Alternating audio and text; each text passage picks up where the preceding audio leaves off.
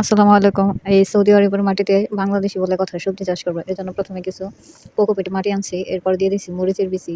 বাজার থেকে যে মরিচগুলো কিনে এনেছিলাম কাঁচা মরিচের সাথে ওগুলো কিছু মরিচ পেকে গিয়েছিল।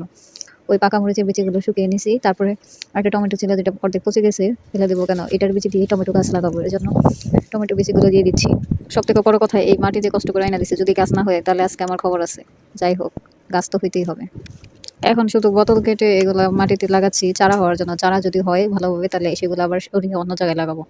এরপরে লাগাবো হলো মিষ্টি কুমড়ার বিচি। বাজার থেকে একটা মিষ্টি কুমড়া কিনে আনছিলাম। শুধুমাত্র বিচি আনছি এই বিচির জন্য যাতে গাছ লাগাইতে পারি। কারণ এই দেশে কোনো কিছুর বিচি খুঁজে পাওয়া অনেক কষ্টকর। প্রতিদিন এই গাছের আপডেট দিব। ইনশাআল্লাহ দেখা যাক গাছ হয় কিনা।